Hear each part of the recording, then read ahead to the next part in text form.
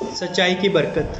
کسی علاقے میں ایک وکیل صاحب تھے، عدالت میں لوگوں کا کیس لڑتے تھے اور کیس جیتنے کے لیے خوب جھوٹ سچ بولتے تھے اور ناجائز طریقے سے پیسے کماتے تھے۔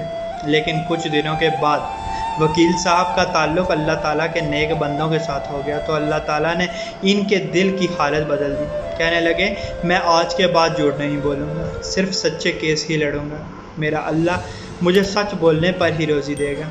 لوگوں نے کہا، سچ بولنے سے وکالت نہیں چلے گی، آپ کیس نہیں جیت پائیں گے، جس کی وجہ سے آپ کی کمائی رک جائے گی۔ انہوں نے کہا، میری وکالت چلے یا نہ چلے مگر سچ ضرور چلے گا، اب تو میں نے دل سے فیصلہ کر لیا ہے۔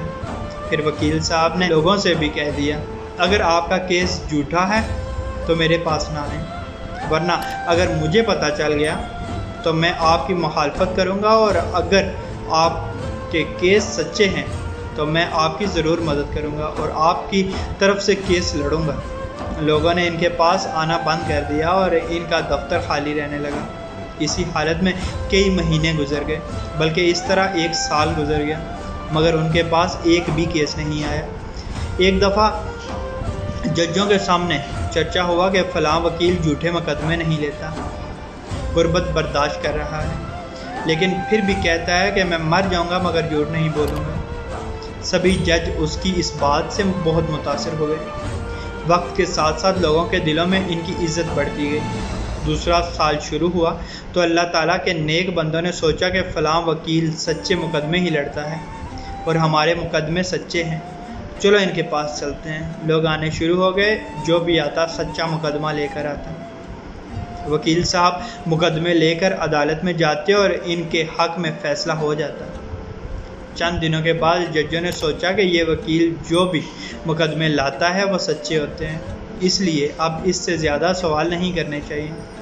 چنانچہ جب وکیل صاحب مقدمہ لے کر جاتے تو چند منٹ کے اندر اندر ان کے حق میں فیصلہ ہو جاتا۔ اب بڑے بڑے امیروں نے بھی سچے کیس اس وکیل کے پاس لانے شروع کر دیے، جس سے ان کی کمائی بھی خوب ہونے لگی۔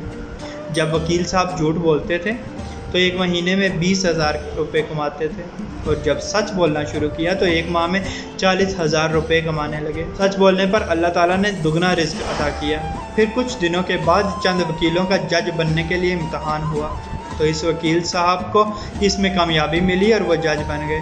وکیل صاحب نے جب سچ بولنا شروع کیا تو اللہ تعالیٰ نے ان کا رزق دگنا کر دیا اور پھر انہیں جج کی کرسی پر بٹھا دیا۔ اگر جھوٹ بولتے رہتے تو وہی 20,000 پر رکے رہتے۔ سچ ہے کہ سچ میں ہی نجات ہے۔ اللہ پاک آسانیاں حاصل اور تقسیم کرنے کی توفیق عطا فرمائے، آمین۔ جزاک اللہ۔